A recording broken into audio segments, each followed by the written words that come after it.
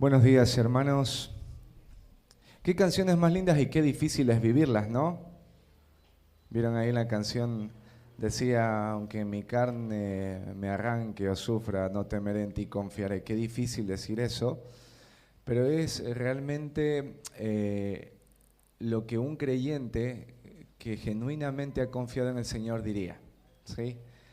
Los muros o los cimientos de una casa se ven cuando, ¿no es cierto?, hay un terremoto. Ahí se ven, ahorita en Argentina no es común que hayan terremotos o temblores, pero en los países donde sí los hay, cuando hay temblores o terremotos, ahí se ve qué tipo de cimientos tiene la casa, ¿sí?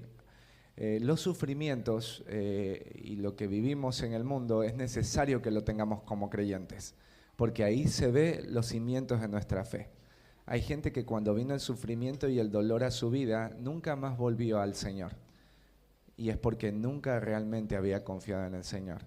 Pero quienes tienen su confianza y su fundamento puesto en el Señor, en medio de la crisis, de la prueba y de la presión, van a florecer más. Esa salvación se va a hacer más notoria porque es una fe genuina. Así que qué lindo poder cantar y ser desafiados a través de las alabanzas. Como saben, este es el último culto del año, ¿no? Del 2024. No hay otro, el próximo, ya empezamos, ¿no es cierto?, el 2025. Y quisiera hacerte una pregunta, ¿no? ¿Qué te gustaría pedirle a Dios en el 2025? Y que por ahí Dios no contestó en el 2024. ¿Está muy alto el micrófono, puede ser? ¿O tengo alterado el oído? ¿Sí? ¿Ahí? ¿Ahí está mejor? Porque está muy alto, hermanos. ¿Puede ser? Díganme. Está muy alto, ¿no? Está muy alto. Lo voy a poner así. Vuelvo a repetir la pregunta. ¿Qué te gustaría pedirle en oración al Señor este 2025? ¿O qué oración que tú elevaste a Dios en el 2024 el Señor no respondió y tú estás esperando que el 2025 Él la responda?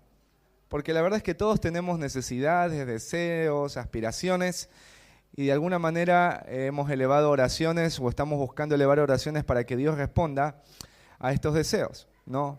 A estas peticiones profundas del corazón. Aunque yo no sé cuáles sean las peticiones que le hayas hecho a Dios en este 2024 o cuáles les vayas a hacer en el 2025, sí quisiera desafiarte en el 2025 a pedirle a Dios lo que realmente importa, ¿sí? A pedirle a Dios lo que realmente importa. Y nosotros vamos a ver en la Biblia qué es lo que realmente importa o es prioritario en la vida cristiana y que yo debería pedirle a Dios y crecer en esto. Vamos ahí a ir al libro de Colosenses. Vamos a abrir ahí en el capítulo 1.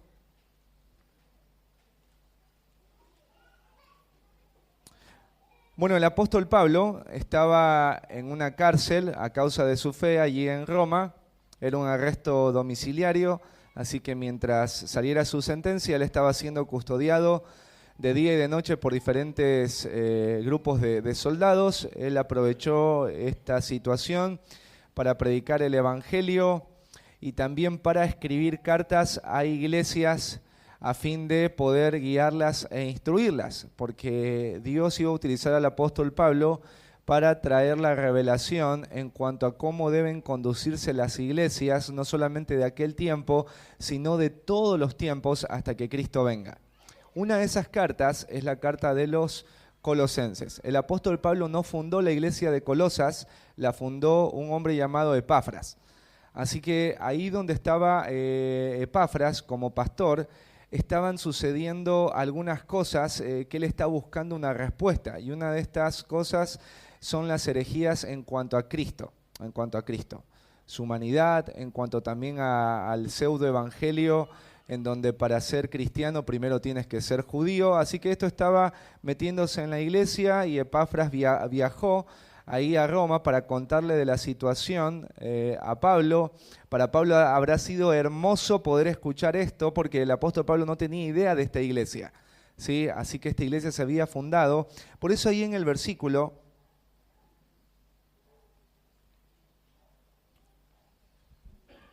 vamos a leer del versículo 3, al versículo 8. ¿Sí? Pablo dice, siempre orando por vosotros, damos gracias a Dios Padre de nuestro Señor Jesucristo, habiendo oído de vuestra fe en Cristo Jesús y del amor que tenéis a todos los santos, a causa de la esperanza que os está guardada en los cielos, de la cual ya habéis oído por la palabra verdadera del Evangelio, que ha llegado hasta vosotros, así como a todo el mundo, y lleva fruto y crece también en vosotros, desde el día que oísteis y conocisteis la gracia de Dios en verdad, como lo habéis aprendido de Epafras, nuestro consiervo amado, que es un fiel ministro de Cristo para vosotros, quien también nos ha declarado vuestro amor en el Espíritu. Así que el apóstol Pablo está afirmando acá la gracia de Dios en medio de los colosenses a través del testimonio de Epafras a Pablo mientras él estaba en la cárcel. Ahora Pablo lo que va a hacer en el versículo 9 es mostrar a través de este escrito qué pasó en el corazón de Pablo cuando él escuchó de esta gracia y de todo lo que Dios estaba haciendo en Colosenses por el testimonio de Epafras. En el versículo 9 dice, por lo cual también nosotros desde el día que lo oímos en cuanto a lo que pasó ahí en Colosas, la fundación de esta iglesia, dice, no cesamos de orar por vosotros. El apóstol Pablo era un hombre que profundamente amaba a la iglesia. Si había un hombre después de Cristo que reconocemos el amor por la iglesia, era el apóstol Pablo. Y este amor de Pablo, Pablo lo va a reflejar a través de un deseo continuo de clamar por la vida de los creyentes. Generalmente cuando alguien te dice que está orando por ti, tú no lo ves como un acto de amor. O quizás lo ves como un acto de amor menor a que alguien te visite o te haya abrazado. Pero el que alguien esté orando por ti es una muestra preciosa del amor que alguien te tiene en el espíritu. Porque el amor que no tenemos es espiritual y es basado en la verdad. Así que el apóstol Pablo ama profundamente a los creyentes y este amor es el que mueve continuamente a Pablo a interceder y a orar por los hermanos. Y como un padre espiritual, él sabe lo que los hijos espirituales necesitan. Tú como papá, tú no le compras todo lo que tu hijo te pide. Tú le vas a comprar prioritariamente lo que él necesita. Y a veces lo que él necesita es muy diferente a lo que él piensa que necesita y quiere. Es como cuando el niño recibe un paquete de medias, ¿no es cierto? Una docena, el niño dice, ¿qué es esto? Y la mamá está contenta, esto es un regalo, y el niño no lo ve como regalo, ¿no es cierto? El papá está contento, la mamá está contenta porque son 12 medias y va a servirle y va a ser útil durante todo el año. Pero el niño no lo ve así, porque los padres, los adultos, en su madurez tienen la capacidad de ver a profundidad lo que los niños o los hijos necesitan. Así que el apóstol Pablo es un hombre que ha crecido y ha madurado en la fe, y él entiende lo que es prioritario en la vida de un creyente. Así que él va a hacer una oración. Y tú te vas a dar cuenta que el modelo de la oración de Pablo es un modelo que debería ser imitado por nosotros porque es una de las maneras en las que nosotros deberíamos orar por los hermanos de la iglesia o que aún deberíamos orar por nosotros mismos. Y en esta oración es donde nosotros nos vamos a enfocar hoy para pedirle a Dios lo que realmente importa. Y vamos a entender qué es lo que realmente importa en nuestra vida como cristianos, pero también entender cuál es la razón para pedirle eso a Dios, porque hay razones. Así que el título de la predicación de hoy es Pidamos a Dios por lo que realmente importa. Así que vamos a leer ahí el versículo 9 al 10. Solo vamos a estudiar esa porción. Y vamos después a orar y a pedirle a Dios que nos dé su gracia para hoy estar atentos a su palabra y poder también ser movidos a obedecerla. Dice, por lo cual también nosotros, desde el día que lo oímos, no cesamos de orar por vosotros y de pedir que seáis llenos del conocimiento de su voluntad en toda sabiduría e inteligencia espiritual, para que andéis como es digno del Señor, agradándole en todo, llevando fruto en toda buena obra y creciendo en el conocimiento de Dios. Así que vamos a orar. Amado buen Dios y Padre, te queremos dar muchísimas gracias porque verdaderamente reconocemos que la salvación viene de ti, Señor. Tú nos enviaste a Jesús, que es el único medio por el cual podemos ser rescatados. Y si no hubiese sido por ti, Señor, en nuestros pecados hubiésemos perecido, condenados estaríamos sin esperanza en este mundo, sin Dios. Señor, queremos también agradecerte por el privilegio que nos das de reunirnos libremente en este lugar un día como hoy. Y agradecerte, Señor, porque tú has cambiado nuestros deseos. Tú eres el que pone el deseo de venir y estar en este lugar y poder alabarte y también sentarnos a escuchar tu bendita palabra. Señor, danos de tu gracia el día de hoy para ser confrontados por tu Espíritu a través de tu escrito y nosotros podamos ser movidos a una respuesta fiel, a responder en obediencia a ti, Señor. Danos de tu gracia, Padre. Guárdanos de nosotros mismos y danos de tu gracia, Señor, para seguir poniendo la mirada en Cristo Jesús, para seguir buscando lo eterno. Te pedimos estos favores, Señor, y te agradecemos. Amén. Bueno, ¿qué es lo que el apóstol Pablo va a pedir? El apóstol Pablo va a pedir que ellos, dice ahí, seáis llenos. Pablo va a apuntar a que los creyentes abunden, crezcan, se multipliquen en algo en específico, ¿sí? ¿Qué es lo que Pablo pide? Que los creyentes abunden, crezcan, se multipliquen. Bueno, ahí el apóstol dice, yo deseo, Dios, y te pido, Dios, que mis hermanos sean llenos del conocimiento, de su voluntad. El apóstol Pablo está pidiendo que los hermanos abunden en el conocimiento. Esta palabra conocimiento tiene que ver con entender algo de manera perfecta, de manera clara. ¿Sí? Ese es el concepto. Pablo desea que ellos crezcan en conocimiento claro y perfecto, pero en relación a un tema específico, y es la voluntad de Dios. Es interesante porque tú no ves en esta oración ningún tinte materialista o carnal o vano. O sea, el apóstol Pablo entiende cuál es la urgencia y la prioridad más grande en la vida de una iglesia y en la vida de un hombre y una mujer que han sido rescatados por la gracia. Y es el ser llenos, el abundar, el multiplicarse en conocimiento, en entender de manera clara, perfecta en cuanto a algo, y es la voluntad de Dios. Esto de la voluntad de Dios está relacionado a poder entender lo que Dios piensa, lo que Dios desea y lo que Dios ha planeado. La voluntad de Dios está determinada por eso, lo que Dios piensa, lo que Dios desea, lo que Él ha planeado. El Dios a quien adoramos no es una entidad que no se puede entender ni conocer.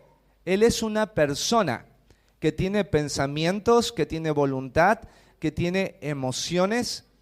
Es una persona. Y si los cristianos están adorando a una persona, entonces deben conocer a esta persona. Por eso hay gente que prefiere adorar a la luna y prefiere adorar al sol que a Dios. Porque la luna no es una persona. La luna no te va a decir qué hacer, qué sentir, no te va a instruir en algo específico, no te va a apuntar a algo determinado a cambiar, porque la luna no es un ser vivo. Sí, ni siquiera es un ser vivo. Y no es tampoco una persona. Así que Pablo pide en oración esto. Y no hay otra oración. Esta es la oración central de Pablo. Pablo ora sin cesar para que los creyentes puedan abundar, crecer, multiplicarse. ¿En qué? En conocer la voluntad de Dios.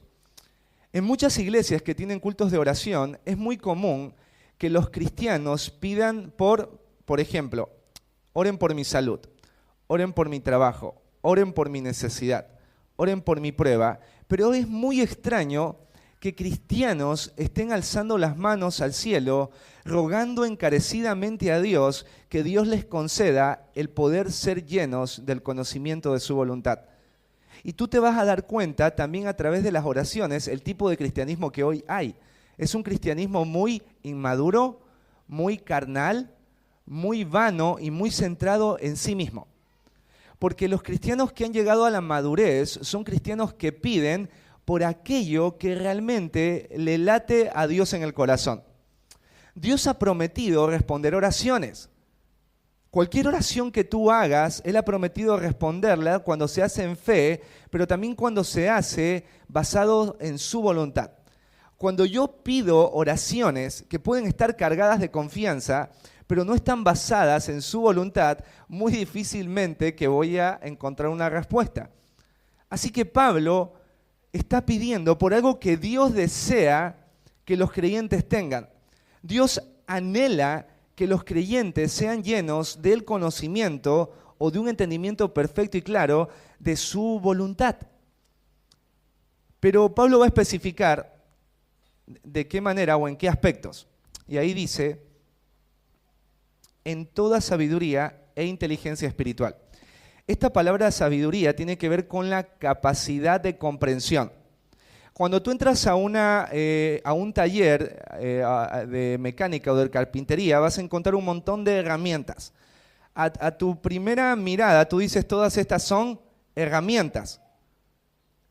Pero tú no comprendes el funcionamiento de cada una de ellas, ni en qué aspectos estas herramientas tienen que ser usadas. Entonces, lo que Pablo está pidiendo es primero que los creyentes puedan crecer en comprensión o en entendimiento en cuanto a todo lo que está escrito y revelado en las Escrituras.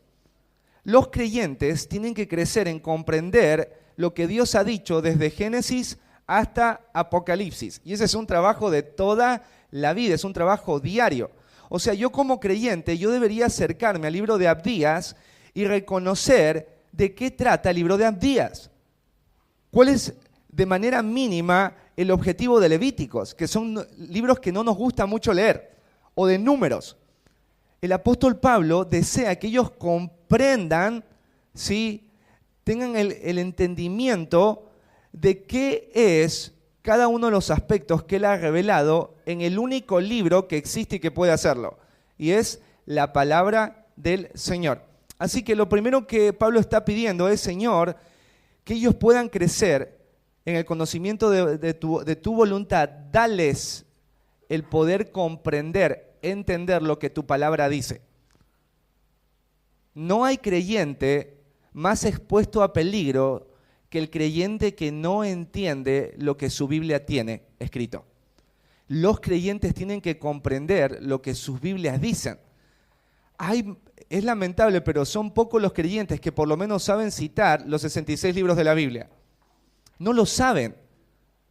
Incluso algunos no saben ni cuáles son del Antiguo y del Nuevo Testamento. Imagínate a qué punto. O sea, están en completa ignorancia de lo que Dios ha dado en su taller para poder cambiar y modelar nuestra vida. Porque la Biblia es como un taller, donde hay muchas herramientas. Y esas herramientas requieren uso para que yo pueda en el día a día usarlas, y al usarlas yo pueda ver cambiada mi vida. Entonces primero tengo que comprender, ¿no es cierto?, lo que la Biblia dice, tengo que comprenderlo. Y esa es la oración de Pablo. Dice, en toda sabiduría, toda comprensión, todo entendimiento. Pero lo segundo tiene que ver con inteligencia, ¿sí? La inteligencia es la capacidad para discernir y al discernir saber cómo aplicar. Imagínate que yo entro a ese taller de herramientas y me encuentro con un martillo, ¿sí? Y yo entiendo que eso es un martillo, entiendo para qué se usa el martillo, y eso es bueno, que yo entienda para qué sirve esa herramienta. Pero ahora necesito otro conocimiento y entendimiento. ¿En qué momentos yo debo usar el martillo? Porque el martillo no se usa para todo, se usa para determinadas cosas. De la misma manera, en la Biblia yo debo entender todo lo que Dios ha revelado, pero no todo lo que Dios ha revelado yo debo de aplicarlo en todas las cosas. Porque hay cosas que son aplicadas para ciertos aspectos de nuestra vida que no son usados para otros aspectos. Y yo tengo que aprender a tener discernimiento, a saber, ese versículo que dice en Filipenses 4:13, todo lo puedo en Cristo que me fortalece.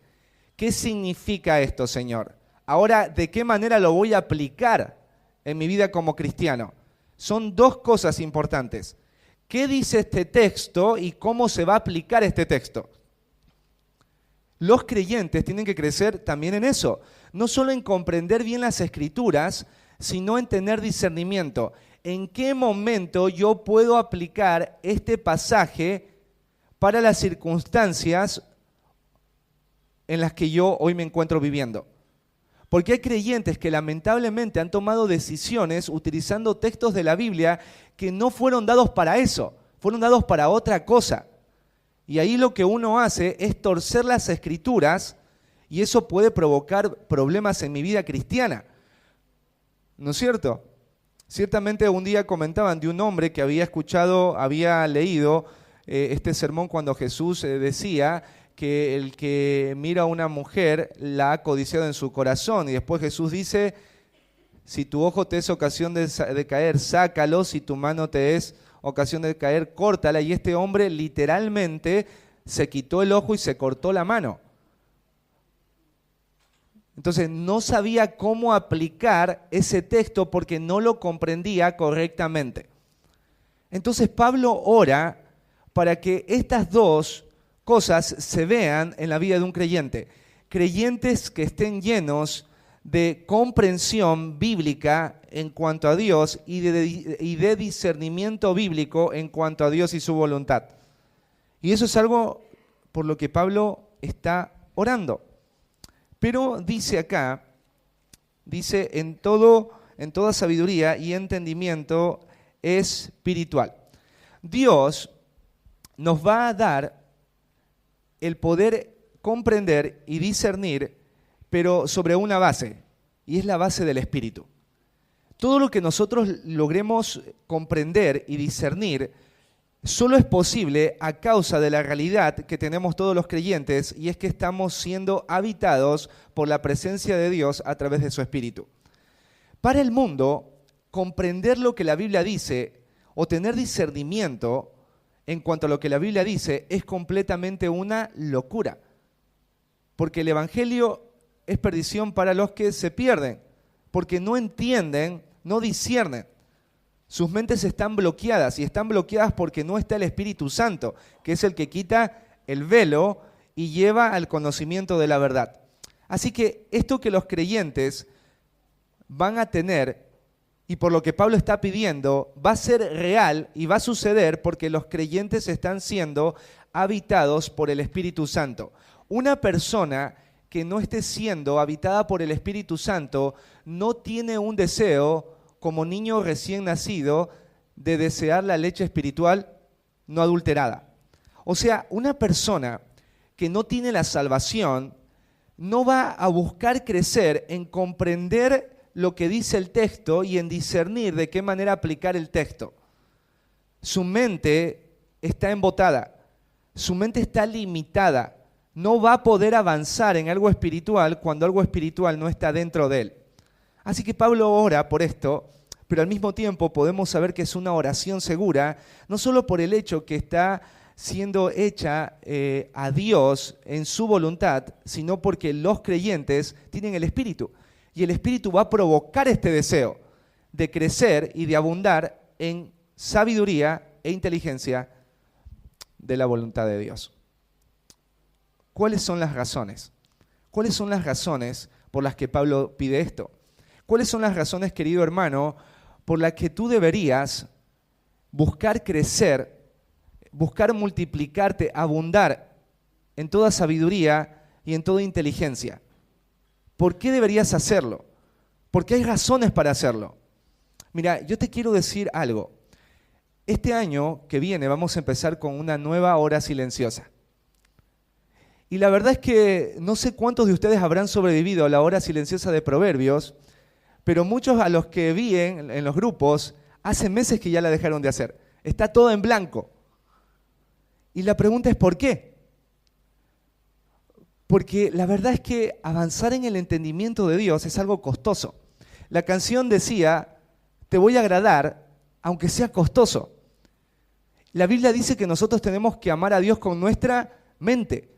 Entonces, una de las formas en las que mostramos ese amor a Dios con nuestra mente es esforzándonos por un deseo de comprender bien los textos. Pero ¿qué pasó con nosotros todo este año en relación al libro de Proverbios? ¿Pudiste entender y comprender bien el libro de Proverbios? ¿Ahora sabes cómo aplicar los principios? Muchos de ustedes no saben porque no quisieron crecer en eso. Pero yo les quiero animar en este 2025 a poder crecer. Y vamos a orar por eso, para crecer.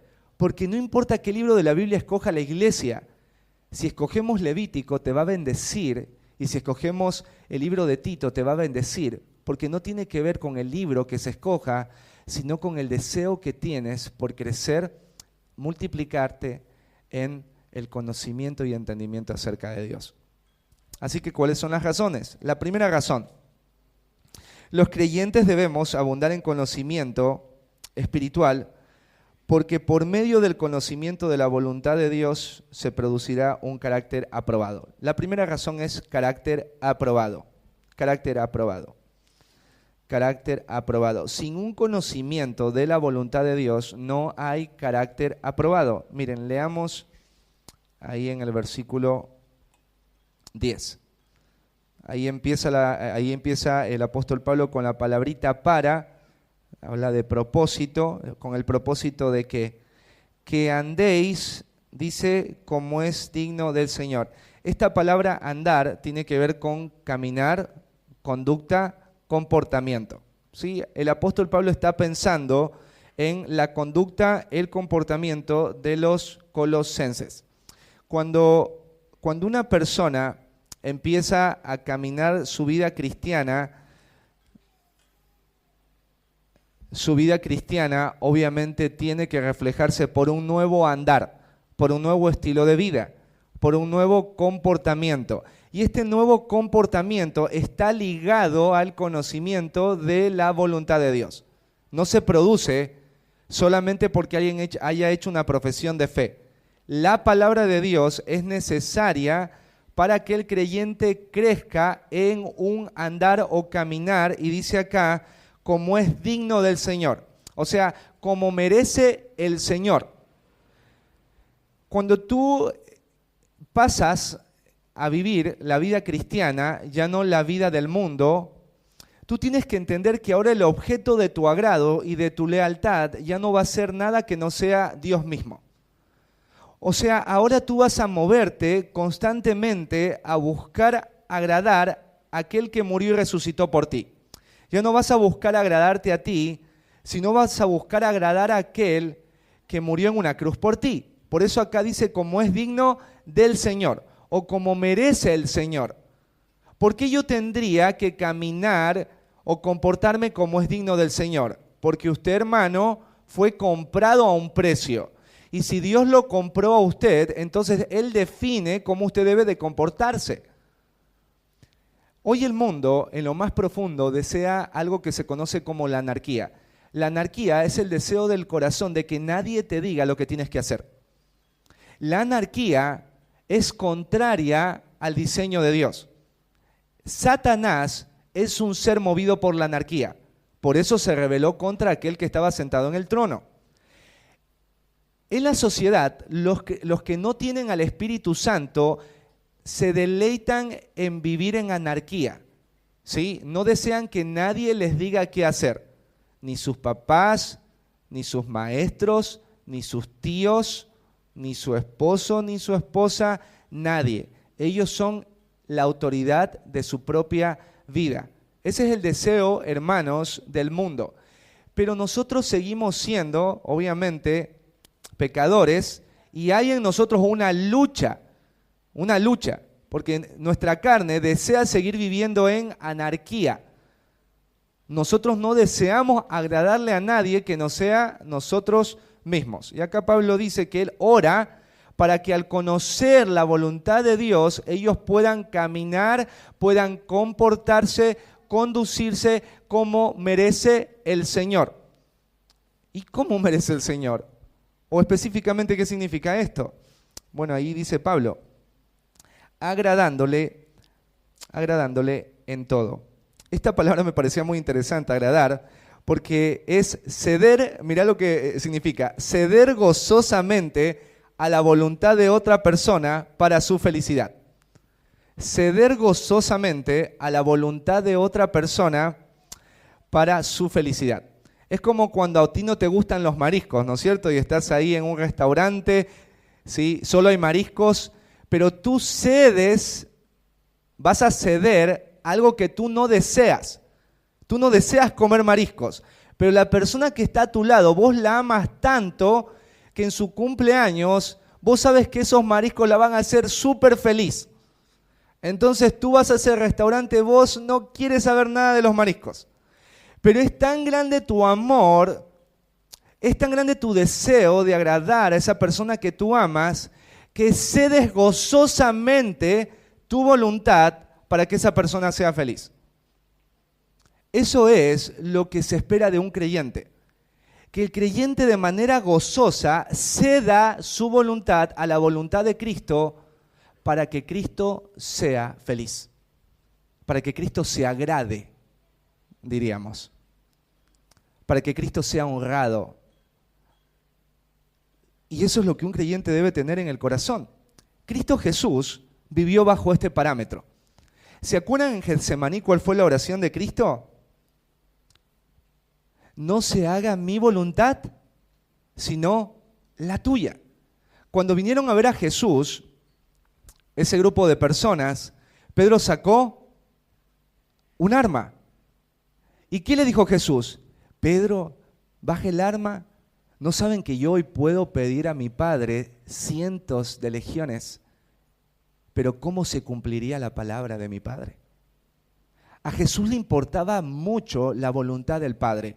Y Él estaba dispuesto a ceder a su voluntad, a la voluntad del Padre, para que el Padre se goce en la vida del Hijo. Cuando los cielos se abren en el bautismo de Jesús, ¿qué dice la voz del cielo? Este es mi Hijo amado, en quien mi alma se goza, en quien mi alma tiene complacencia, placer. Los creyentes tienen en Cristo el formato de lo que es la vida cristiana. La vida cristiana se trata en una vida de continua renuncia, pero renuncia gozosa de la voluntad para cederla a otro, y es a Cristo mismo. O sea, cuando tú estás buscando agradar a Dios, tienes que entender que vas a ceder a tu voluntad. Y hay momentos en donde vas a tener que ceder tu voluntad en cosas que tú jamás las harías, jamás serías movido a decidir por eso, pero es tanto tu amor por Cristo que aunque eso no te guste, aun cuando eso te duela, aun cuando eso nunca sea una opción, tú lo vas a tener como una opción y lo vas a hacer gozosamente porque lo vas a hacer para alguien que tú profundamente amas y es Jesús. Jesús. Así que el apóstol Pablo ora para que haya conocimiento de la voluntad de Dios, porque sin eso no puede haber esto que estamos hablando acá. El creyente no puede vivir una vida que agrade a Dios. La Biblia nos muestra de manera clara cómo debe comportarse un creyente, cómo un creyente debe vivir. O sea, cada vez que tú te comportas de la manera que Dios te pide, tú estás viviendo una vida que agrada a Dios. ¿Sí? El objetivo es que tu vida le agrade a Dios. Cada vez que tú tomas una decisión, aunque te duela, lo voy a hacer porque esto agrada al Señor. Voy a moverme de esta manera porque esto agrada a Dios. Lo voy a hacer. Mirá en Efesios, solo vamos a leerlo, 4.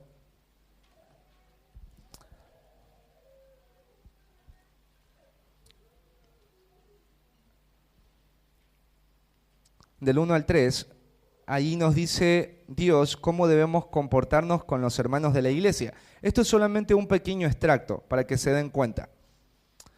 Dice Pablo, yo pues preso en el Señor, os ruego que andéis como es digno de la vocación con que fuisteis llamados. Compórtense como es digno del Evangelio, ¿sí?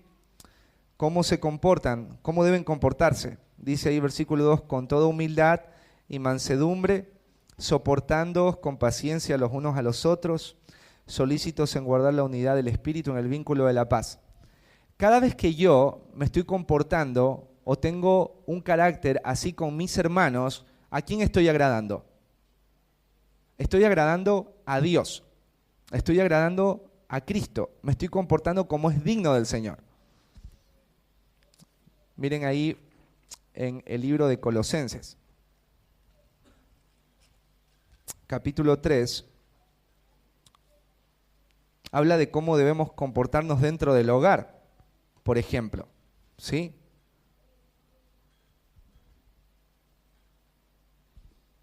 Versículos del 18 al 21. Dice, casadas, estad sujetas a vuestros maridos como conviene en el Señor.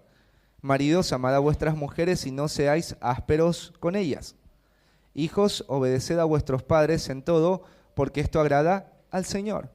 Padres, no exasperéis a vuestros hijos para que no se desalienten. ¿Sí? Ahí claramente le dice Dios a un creyente cómo debe comportarse dentro de su casa. Y esto agrada al Señor. Esto es digno del Señor. Miren ahí en Romanos, capítulo 12, versículos del 17 al 20. Ahí dice cómo debemos comportarnos en la sociedad.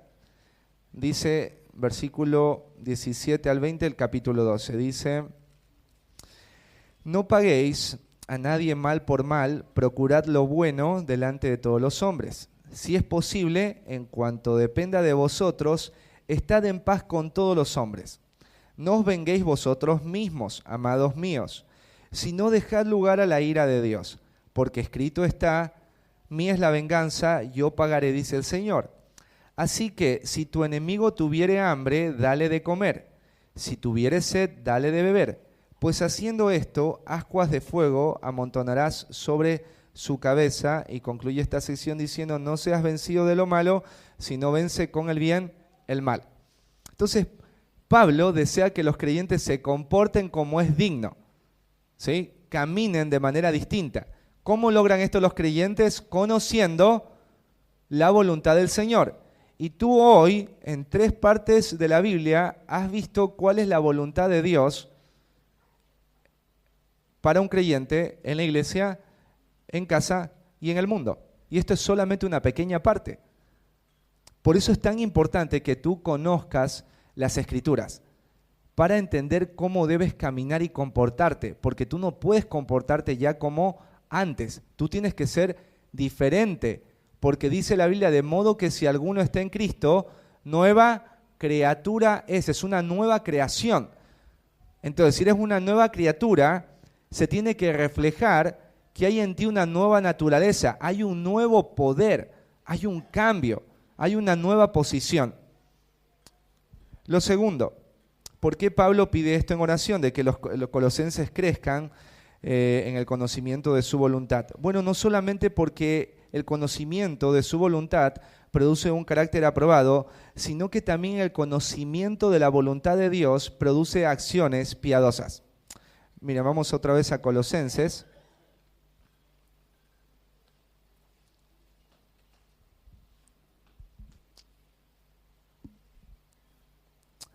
El conocimiento de la voluntad de Dios no tiene que afectar solamente lo que vos sos como persona, sino lo que vos haces.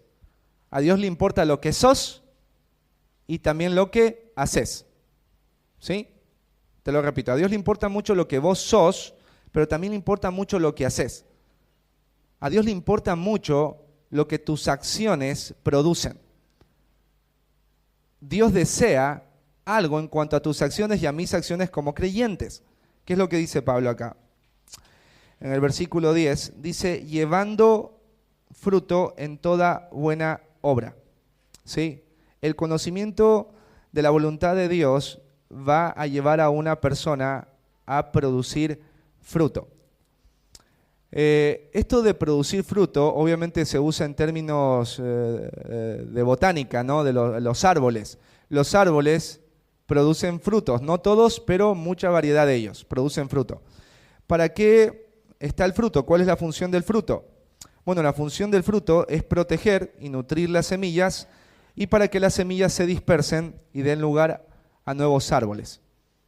¿Sí? Entonces, el fruto hace posible que ese árbol pueda expandirse en otros territorios con la misma fruta. ¿Sí? El fruto es muy importante.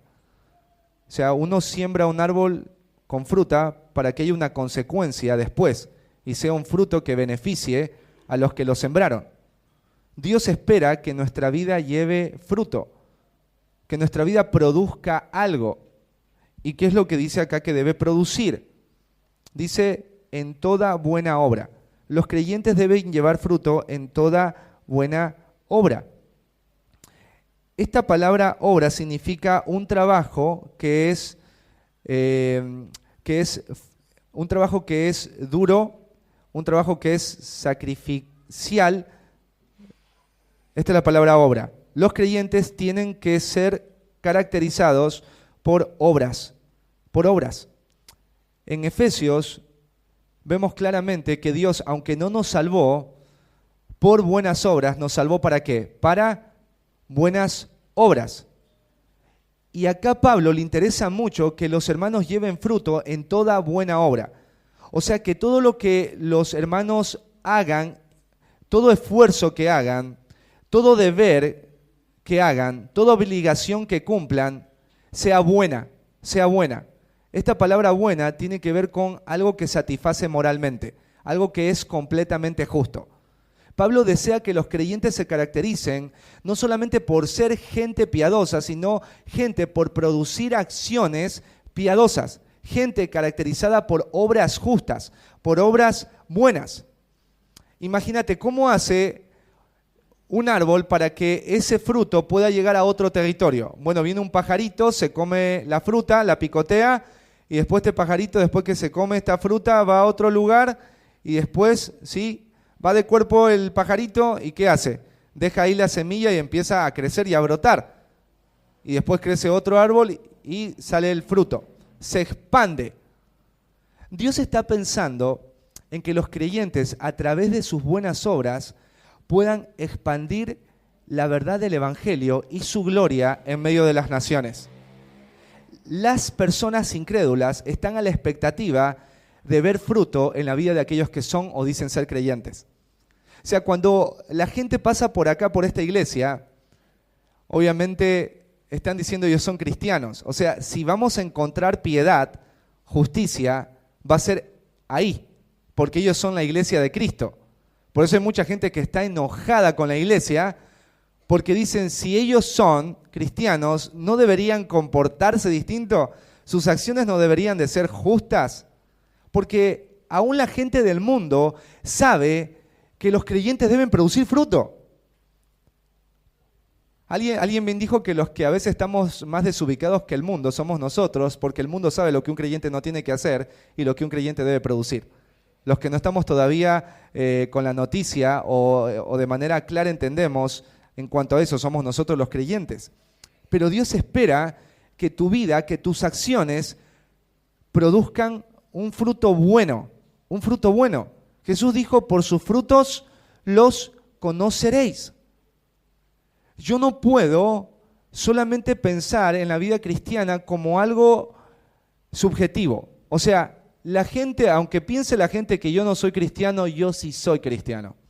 Así no funciona, hermano. Es como un árbol, imagínate que diga, aunque yo no produzco ni un limón, yo soy limón. No, no es lógico. O sea, si un árbol no produce limones, no es de limón. No es de limón. No es limón. Algún limón tiene que salirle. Entonces, usted no puede andar diciendo, yo soy cristiano y lo juro, aunque todo el mundo no crea que soy cristiano, yo igual soy cristiano. Tiene que ver el fruto. El mundo tiene que ver un fruto en tu vida. Por eso Pablo ora para que los creyentes, conociendo la voluntad de Dios, produzcan acciones justas. ¿No es cierto? No solamente que sean personas que tengan un carácter piadoso, sino que ese carácter piadoso los lleve a decisiones piadosas, a acciones piadosas, a actitudes piadosas, a un resultado de vida piadoso. Miren, Mateo, Es muy claro esto. Mateo capítulo 5, versículo 41.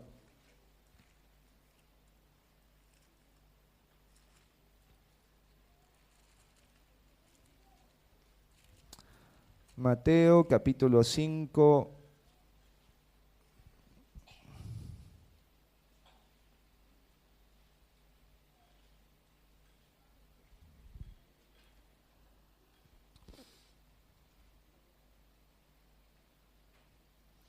¿Sí? Capítulo 5, versículo 16.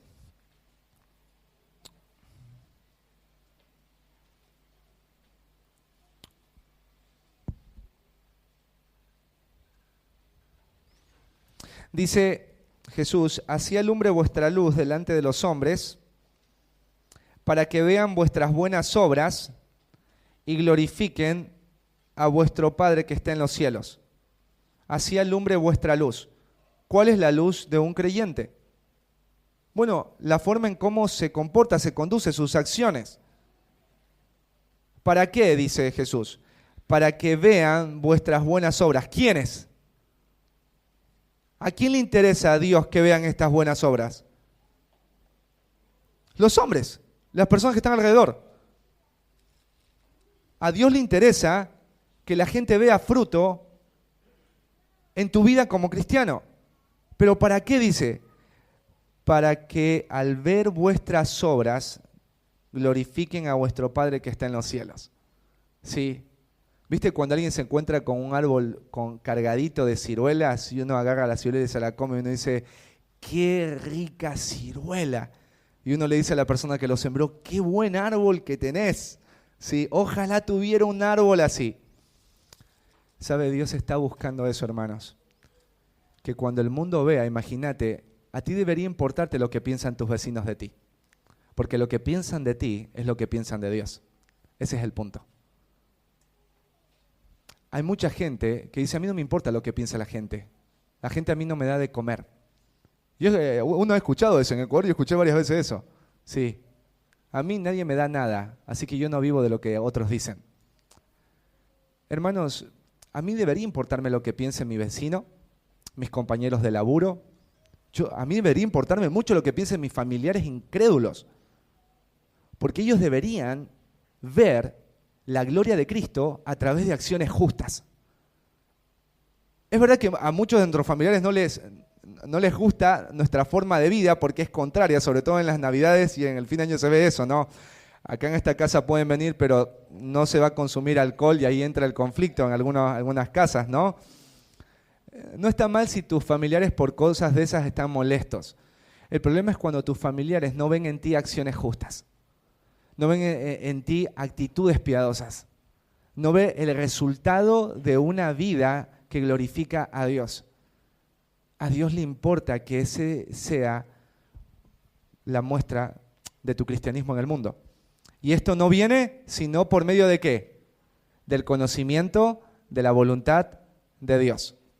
Es muy importante el conocimiento de la voluntad de Dios, porque si no sabes qué es lo que Dios te pide, ¿cómo sabes cómo comportarte frente a una determinada situación? ¿Cómo haces para decidir correctamente y piadosamente si no conoces este libro? No sabes. Entonces, si no sabes, ¿cómo te comportas piadosamente? ¿Cómo actúas piadosamente? No va a suceder. En 2 de Pedro, mira, va a mencionar personas que no llevaban fruto bueno. Y mirá lo que estas personas producían en otros.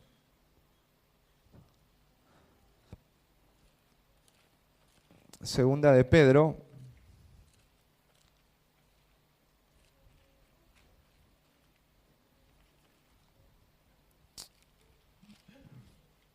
Dos, 1 al 2. Y aquí habla de los falsos maestros. ¿Sí? Vamos a leerlo. Dice, pero hubo también falsos profetas entre el pueblo, como habrá entre vosotros falsos maestros que introducirán encubiertamente herejías destructoras y aún negarán al Señor que los rescató, atrayendo sobre sí mismos destrucción repentina. Y muchos seguirán sus disoluciones, por causa de los cuales, dice, el camino de la verdad será blasfemado. O sea, estos falsos maestros van a enseñar cosas contrarias a la fe y su comportamiento va a ser contrario a la fe. Y dice acá Pedro, por causa de estos, ¿de quiénes? De estos falsos maestros o falsos hermanos, dice, el camino de la verdad será blasfemado. La gente va a maldecir el camino de la verdad. ¿Cuál es el camino de la verdad? El Evangelio. El Evangelio. En Tito dice que los creyentes tienen que comportarse de cierta forma para que adornen la doctrina. Cuando tú tienes acciones justas delante del vecino, delante de la gente del laburo, ¿no es cierto?, de tus compañeros del colegio, de la escuela, ¿sí?, tú vas a producir dos efectos. O ellos van a glorificar a Dios y van a ser atraídos a Cristo, o van a ofender a Dios y van a pisotear el Evangelio. Porque la gente del mundo no va a abrir las Escrituras. La gente del mundo lo que hace es observar tu vida y el resultado de tu vida. Tú serías como la Biblia abierta a los ojos del mundo. Por eso Pablo ora fervientemente para que conozcan la voluntad de Dios. Porque si conocen la voluntad de Dios, el mundo va a ver vidas piadosas que producen acciones piadosas. Por eso es muy importante el conocimiento de la voluntad del Señor. Y por último, el apóstol Pablo pide por el conocimiento de la voluntad de Dios, porque el conocimiento de la voluntad de Dios va a producir cercanía a Dios o intimidad con Dios, ¿sí? Va a producir un carácter piadoso, acciones piadosas, pero también una cercanía a Dios. El apóstol Pablo desea que los creyentes amen a Dios, amen a Dios. Y ahí vamos otra vez a Colosenses. Colosenses, ahí, versículo 10, dice, y creciendo en el conocimiento de Dios, ¿sí? Así que el apóstol Pablo desea que ellos crezcan en el conocimiento. Acuérdate la palabra crecer. Esta palabra crecer significa ir avanzando. O sea, no hay un momento en tu vida, jamás va a llegar un momento en tu vida en que vos digas, yo he conocido a Dios todo lo que debería haberlo conocido. Jamás vas a poder llegar a esa conclusión, ¿sí? Nunca vas a poder conocer completamente a Dios. Y como nunca vas a poder conocer completamente a Dios, entonces continuamente, para siempre, vas a tener que ir a las Escrituras, porque no hay otra forma de conocer profundamente a Dios sino a través de este libro. Pero acá dice que el crecimiento es en conocimiento, y esta palabra conocimiento no está relacionada solamente a entender algo, sino está relacionada a entender algo para relacionarme bien con Él. Ahí en una de las cartas, Pedro dice que los maridos tienen que vivir sabiamente con sus esposas. O sea, tienen que conocer a sus esposas para saber comportarse con ellas dentro de casa. Nosotros debemos conocer a Dios. Y cuando nosotros aprendemos a ir a este libro y a profundizar en este libro nos va a revelar quién Dios es y lo que Él ha hecho por nosotros. Y cuando ese conocimiento abunda, empiezas a conocer más quién es Dios y lo que Él ha hecho, eso te va a llevar ¿a qué? A una cercanía de Dios. Porque hay una frase que me llamaba mucho la atención, dice, nadie puede amar lo que no conoce. ¿Qué piensas de eso? Nadie puede amar lo que no conoce. Tú, por ejemplo, cuando te llamó la atención la persona con la que ahora estás casado, tú no solamente con haberla visto, al otro día le dijiste, vamos al registro civil, nos vamos a casar, ¿no es cierto? ¿Sí? Por lo menos ese no es mi caso. Mi esposa no quería saber nada cuando éramos amigos, compañeros de ministerio, de mí. Sino fue hasta que ella empezó a conocer, que ella empezó a interesarse. Pero no fue a primera vista que ella dijo, él es el hombre que Dios tenía para mí. Fue a través de un conocimiento. La gente no va a poder amar a Dios a menos que esté dispuesta a abrir este libro y a conocer este libro.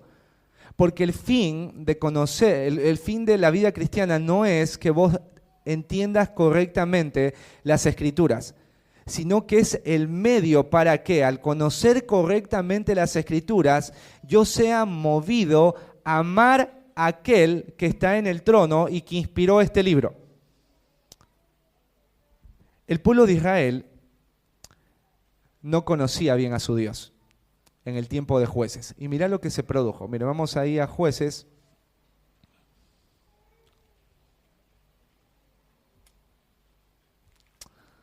Capítulo 2.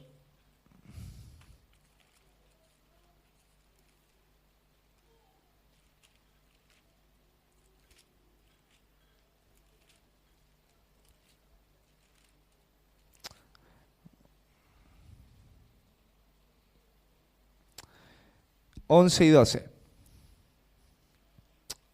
Al 13 vamos a leer. Mira, dice, después los hijos de Israel hicieron lo malo ante los ojos de Jehová. Mira, anda fijándote. Los hijos de Israel hicieron lo malo ante los ojos de Jehová. Estaban viviendo mal, estaban viviendo en injusticia. Y sirvieron a los Baales. Estaban adorando lo que no era Dios.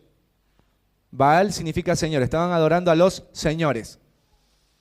12. Dejaron a Jehová el Dios de sus padres, que los había sacado de la tierra de Egipto, y se fueron tras otros dioses, los dioses de los pueblos que estaban en sus alrededores, a los cuales adoraron y provocaron a ir a Dios.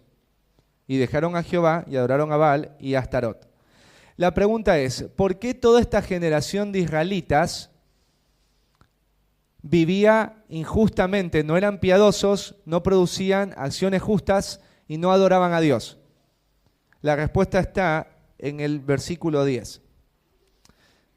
Dice, y toda aquella generación, hablando de los padres de esta generación, también fue reunida a sus padres. Se murieron, todos ellos se murieron.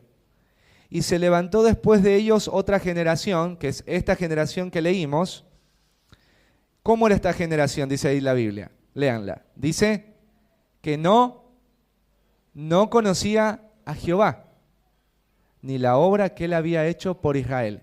¿Por qué estas personas adoraron lo que no era Dios? ¿Por qué no estaban agradando a Dios? Porque no conocían a Dios. En Isaías y en Oseas dice, mi pueblo perece por falta de conocimiento. Ponte a pensar hoy en hogares cristianos que están muy debilitados y que de a poco se están destruyendo. Hoy es impresionante ver la estadística de divorcios de hombres y mujeres dentro de la iglesia. Si tú buscas en Google, te vas a dar cuenta que es muy grande la tasa de divorcios dentro de la iglesia, familias destruidas dentro de las iglesias. Y uno pregunta, ¿qué está pasando?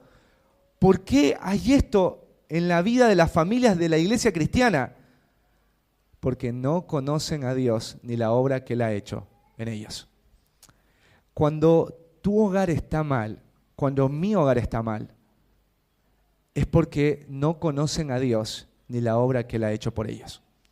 Porque si tú y yo afirmamos que conocemos la voluntad de Dios, eso debería de producir carácter piadoso, debería producir acciones piadosas y produce mayor intimidad con Dios. Entonces, si yo te digo que mi hogar está mal, pero yo conozco a Dios, yo estoy siendo un mentiroso. Porque la Biblia claramente especifica que quien conoce la voluntad de Dios, ¿qué le va a pasar? Dice Pablo acá. Va a andar como es digno del Señor, agradándole en todo. ¿Qué más? Llevando fruto en toda buena obra, ¿sí? Creciendo en el conocimiento de Dios. Entonces, es muy importante que tú entiendas que si el conocimiento de la voluntad de Dios no es una prioridad en tu vida como creyente, lamentablemente tu cristianismo se va a hacer pedazos. Por eso Pablo ora por esto. Pablo ora y es una orden. El que tú y yo crezcamos en el conocimiento de Dios, hermano, es una orden. Es una orden. Y si es una orden, tienes que esforzarte por eso. Y si es una orden, tienes que buscarla prioritariamente. Y si es una orden, tienes que pagar un costo. La semana que viene, Cristian se va a parar acá y nos va a enseñar cómo hacer la hora silenciosa. Y decidimos hacer este culto para que cuando Cristian te enseñe, tú traigas a tu mente por qué yo tengo que esforzarme este año en hacer la hora silenciosa de la iglesia. Sabes que a mí me encantaría de verdad levantarme y hacer mi devocional y tengo como 5 devocionales, ¿no es cierto?, de gente que escribió los devocionales. Me encantaría hacer eso. ¿Por qué? Porque yo abro enero 1, lo leo, cierro la Biblia y ya está. Ya tuve mi tiempo con Dios. ¿Cuánto duró? 2 minutos. ¿Y qué aprendiste? Se te olvidó todo. Porque no entendiste nada. Porque para tener entendimiento de la voluntad de Dios se requiere que tú aprendas a amar a Dios con tu mente. Significa que tú tengas que leer varias veces. Significa que vos te tienes que meter a diccionarios, a ver qué significa esa palabra, a las referencias cruzadas. Por amor a tu alma deberías hacerlo. Y es una orden del Señor. En Pedro dice, antes bien, creced en la gracia y el conocimiento de nuestro Señor y Salvador Jesucristo. A Él sea gloria ahora y hasta el día de la eternidad. Amén. Amén. Dice ahí Pedro. Creced en el conocimiento, mirá, de nuestro Señor Jesucristo. Porque si la vida cristiana se trata de agradar a ese que se llama Señor y yo no conozco a ese Señor, ¿cómo voy a pretender yo agradar a ese Señor que no conozco, hermanos? No se puede. Lo que usted conoce del Señor hoy ya no le sirve para mañana. Es así. Dios es una persona y Él merece ser conocido por sus criaturas a las cuales Él salvó. Y cuando tú buscas conocer su voluntad, tu carácter va a cambiar, lo que vos sos cambia. Lo que tu vida produce cambia, porque tu fruto va a cambiar. Pero también la distancia con Dios cambia. No estás más lejos, estás cada vez más y más y más y más cerca. Algunas conclusiones importantes. El conocimiento de la voluntad de Dios debe ser una prioridad en mi vida. Es una prioridad. Y todo lo que me impida cumplir con esa prioridad debo sacarlo. O debo dejarlo para un segundo plano. El conocimiento de la voluntad de Dios, queridos hombres y mujeres que están hoy acá, solo se obtiene a través de un único recurso y es la Biblia, no hay otro. Hay excelentes libros cristianos. Hay excelentes predicaciones cristianas. Pero este libro no puede ser reemplazado. Las Escrituras son la revelación perfecta de quién Dios es. Este libro debe ser todos los días mirado por ti, leído por ti, observado por ti, estudiado por ti. Tienes que estar dispuesto a esto. Esta es una conclusión muy importante. Si el entender la voluntad de Dios produce todo esto, tiene que ser una prioridad en mi vida, pero tengo que estar dispuesto a esto.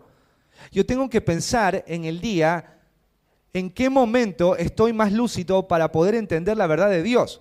Porque si yo me acerco a este libro dormido y con los cables cruzados, yo no voy a entender nada. Y si no entiendo nada, ¿cómo voy a esperar un fruto si yo no entendí nada, si no conocí nada, si no entiendo cómo interpretar nada? Nadie puede vivir un cristianismo piadoso con la Biblia cerrada. De la misma manera que nadie puede pretender avanzar en su enfermedad si no sigue el tratamiento. La Biblia es clara, es pura, es limpia y se necesita diariamente leerla, meditarla, estudiarla, observarla, tenerla delante de uno. Una de las cosas que yo te animo a pensar es en tener muchísimo cuidado con lo que se conoce hoy como la Biblia electrónica. Sabes que la Biblia no es tu celular. Hay muchos que leen la Biblia en el celular y cuando la leen les vienen las notificaciones y empiezan a distraerse. Están ahí leyendo la Biblia y viene la notificación y justo te viene, se acabó el gas. Hasta ahí llegó el conocimiento de Dios. ¿Sí? Y muchas cosas que empiezas a leer ahí en las notificaciones. Tú tienes que tener mucho cuidado con qué te está distrayendo de esto que Dios te manda, de crecer en el conocimiento de su voluntad. Así que debe ser una prioridad y tienes que estar dispuesto a que esto suceda. El conocimiento de la voluntad de Dios va a determinar cosas importantes en tu vida. ¿Sí? Lo que hagas con las Escrituras va a determinar tu fin y el modo en el que te vas a conducir en este mundo. Va a determinar quién vas a terminar siendo, va a determinar qué vas a terminar haciendo y vas a determinar cuál va a ser tu distancia de Dios. Cuando alguien es hincha de algún equipo o cuadro de la Argentina y va al estadio, me imagino que si tuvieras la oportunidad de comprarte un boleto, ¿cuál sería? Aquel que te lleve a estar lo más cerca de los jugadores. Imagínate que el conocimiento que tú tengas, la disposición, esa va a ser la distancia que vos tengas de tu Dios. Esa distancia no la pone Dios, la pones tú. Tú pones esa distancia. ¿Qué legado le vas a dejar a tu familia, a tus hijos, al mundo? Tu actitud a este libro determinará el legado que vayas a dejar. ¿Qué va a producir mi vida en otros? Tu actitud a este libro. Va a depender lo que tu vida va a producir en otros. Lo que tú vas a terminar siendo. Lo que la gente diga de ti el día en que te mueras. Lo que se va a escribir en la tumba. Todo va a estar relacionado a tu actitud hacia este libro. ¿Cómo van a ser tus bisnietos, tus nietos? Lo que ellos van a hacer. ¿A dónde van a llegar? Todo va a estar determinado por tu actitud a este libro. Un hombre que ama a Dios puede marcar las generaciones y la historia, no solamente de un país, sino del mundo. Cuando Caín mató a Abel, después dice que a Adán y a Eva les nació un hijo llamado Set, y a Set le nació otro hijo. Y dice que cuando le nació ese hijo, los hombres entonces empezaron a invocar el nombre de Dios. Aunque no nos dan mucha explicación en cuanto a cómo sucedió esto, y es porque si había un hombre que amara a Dios, eso iba a afectar a todas sus generaciones. ¿Qué va a producir tu vida, hermano? ¿Qué vas a terminar siendo? ¿Cuál va a ser la distancia de tu Dios?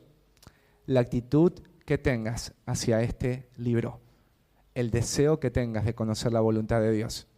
Por eso la oración de Pablo es esa. No cesamos de orar por vosotros y de pedir que seáis llenos del conocimiento de su voluntad en toda sabiduría e inteligencia espiritual, para que andéis como es digno del Señor, agradándole en todo, llevando fruto en toda buena obra y creciendo en el conocimiento de Dios. Cuando te cueste leer las Escrituras, Señor, te pido que me des la gracia para hoy, aunque me cueste, acercarme a tu verdad, porque yo quiero ser un hombre piadoso, quiero de verdad tener acciones piadosas y quiero estar cerca de ti lo más que pueda. Quiero que mi vida sea de tu agrado, sea de tu agrado. Preguntas para meditar. Querido hermano, ¿tú eres alguien que pide a Dios en oración por crecer o abundar en conocimiento de su voluntad? ¿Has orado esto por tus hijos? ¿Has orado para que tus hijos conozcan más acerca de Dios? ¿Sabes? Es una tragedia. Yo ahí, viste que antes de la Navidad estaba la rotonda llena de gente y bueno, y el mundo empieza con este materialismo tan grande. Y hay padres que le dicen a sus hijos, todos estos regalos que tienes te los trae Papá Noel. O sea, que vos lo escuches del mundo es una cosa. Cuando vos lo escuchas en iglesias cristianas, de hombres y mujeres que les digan eso a sus hijos, es terrible. Porque dicen, ¿cómo le vamos a matar la ilusión al niño? Cuando realmente es, ¿cómo vamos a hacer para que este niño se olvide de Dios? Porque desde chiquitos los niños deberían ser criados con este pensamiento. Lo que tienes es por causa de Dios. A Él sea la gloria. Tu mamá que trabaja trajo esto para ti. Agradece a Dios por tu madre, agradece a Dios por tu padre. Nosotros deberíamos orar para que nuestros hijos tengan conocimiento y entendimiento de Dios, pero primero nosotros debemos empezar. ¿Estamos creciendo en comprender la voluntad de Dios y en discernimiento para saber cómo aplicarla? ¿Cuántos de ustedes se han comprado libros para entender mejor las Escrituras? ¿Cuántos de ustedes se han inscrito en la escuela bíblica? ¿Ustedes saben los números de la escuela bíblica? Pregunten a Cristian cuántos hombres y mujeres se inscribieron en el curso para poder interpretar correctamente las Escrituras. Son muy poquitos. ¿Cuántos de ustedes se esforzaron por estudiar mejor el libro de Proverbios? para entender mejor la verdad de Dios? ¿Hay un esfuerzo en ti por esto? ¿Tienes una conducta o carácter aprobado por Cristo? ¿Tu vida agrada a Dios o le entristece? Cuando nuestra vida no le está agradando a Dios, es porque está faltando, ¿qué cosa? Este libro. No conozco la voluntad del Señor. ¿Qué fruto produce tu vida? ¿Se caracteriza por obras de justicia que glorifican a Dios y hacen que la doctrina cristiana sea atractiva? ¿Qué está produciendo tu vida? ¿Sí? ¿Cómo te ven tus vecinos? ¿Cómo te ven tus familiares incrédulos? ¿Qué está produciendo tu vida ahora mismo? ¿Qué dirían tus hijos de tu fe? ¿Qué produce tu vida? Si no está produciendo buenos frutos, porque tienes que llevar en todo buen fruto, es porque hay una desconexión de este libro. ¿Sí?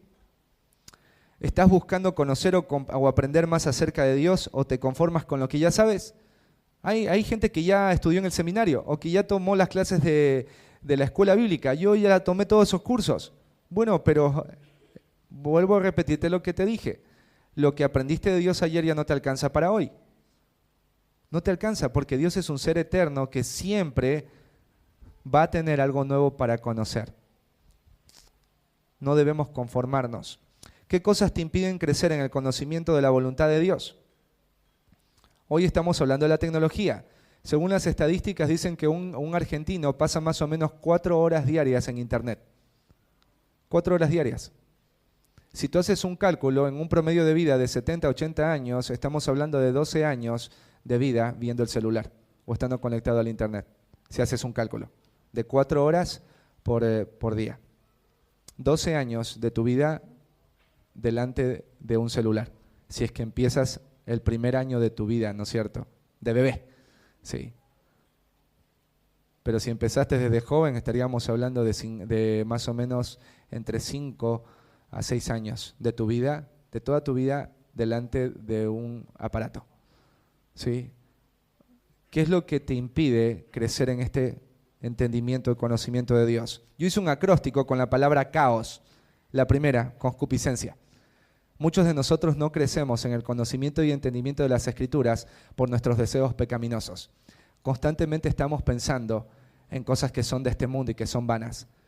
Y el amor por el mundo y el amor por lo humano apaga el deseo por lo santo, lo eterno y lo espiritual. Concupiscencia, los deseos de la carne. Lo segundo, la arrogancia. La persona arrogante cree esto: lo que yo sé de Dios es suficiente. La persona arrogante no cree que necesita profundizar más en el conocimiento de su Dios. Y ese es el orgullo, ¿no? Yo ya entendí, eso ya me lo enseñaron, yo ya lo sé, ya me lo explicaron. ¿Sí? La arrogancia impide a un hombre y una mujer seguir creciendo más y profundizar más en el entendimiento y conocimiento de Dios. La ociosidad. ¿Por qué la ociosidad? Porque la persona ociosa siempre busca lo que le entretiene. Todo lo que requiere esfuerzo, y en este caso esfuerzo espiritual, no está dispuesto a hacerlo. Se cansa rápido, se distrae rápido, siempre está buscando que su carne esté cómoda y entretenida. Y muchos de nosotros caemos en este grave error. Llegamos cansados o estamos en un momento de relax. ¿Y qué hacemos para el relax? Necesitamos una descarga de dopamina. Y agarramos el aparatito. Lo llevamos al baño, lo llevamos al cuarto, dormimos con él, nos metemos a Facebook, a WhatsApp, a Instagram y a todas las redes sociales. La ociosidad. Y eso obviamente nos va a llevar a distraernos de nuestro conocimiento de la voluntad de Dios. Y la simpleza. ¿Y la simpleza qué es? Es el conformismo. El simple está conforme con lo que es y con lo que sabe. Sí, él no quiere profundizar más. El simple por eso todo lo cree. Sí. ¿Por qué todo lo cree? ¿Por qué le meten gato por liebre al simple? Porque el simple es conformista, es un mediocre. No quiere crecer más. Y muchos de nosotros, lastimosamente, en algunas áreas de nuestra vida, y en estas somos simples, no deseamos crecer más en el conocimiento de la voluntad de Dios. Somos mediocres a nivel espiritual. ¿Estás dispuesto a quitar eso que te impide? Hermanos, el 2025, yo no sé qué va a suceder. Yo no sé qué pruebas vayas a tener. Yo no sé qué tentaciones vayas a tener. Pero sí te quiero decir algo. Dice sino que en la ley de Jehová está su delicia, y en su ley medita de día y de noche. Será como árbol plantado junto a corrientes de agua, que da su fruto en su tiempo, y su hoja no cae, y todo lo que hace prosperará. La persona que medita en la ley de Jehová, y en ella está su delicia, será como un árbol plantado junto a corrientes de agua, que su hoja no cae, y siempre da fruto, y todo lo que hace prosperará. ¿Queremos una vida feliz? La vida feliz es el resultado de un corazón piadoso, que busca crecer en el conocimiento de la voluntad de Dios. Así que, querido hermano y hermana, te animo a poder venir el próximo domingo y a poder animarte a crecer este año en tu entendimiento y conocimiento del Señor a través de la hora silenciosa. Vamos a ponernos de pie y vamos a agradecerle a Dios por su bendita palabra.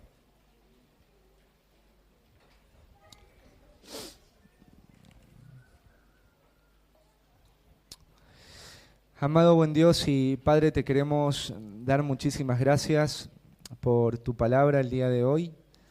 Señor, y yo quiero rogarte por mi alma primero y también por la vida de cada uno de mis hermanos, de todos los que están acá, para que, Señor, todos podamos ser llenos del conocimiento de tu voluntad, Señor, en toda sabiduría e inteligencia espiritual, para que así, Señor, nosotros podamos andar como es digno del Señor, agradándole en todo, para que así, Señor, podamos en tu misericordia y en tu gracia llevar fruto en toda buena obra, que podamos, Señor, ser personas reconocidas por acciones justas, y, Señor, para que también nosotros crezcamos en el conocimiento tuyo, que podamos tener una comunión más profunda, más cercana contigo, porque vamos descubriendo más y más quién tú eres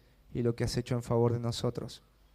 Señor, responde la oración que hago a ti delante de mis hermanos, porque todos necesitamos conocerte más, Señor.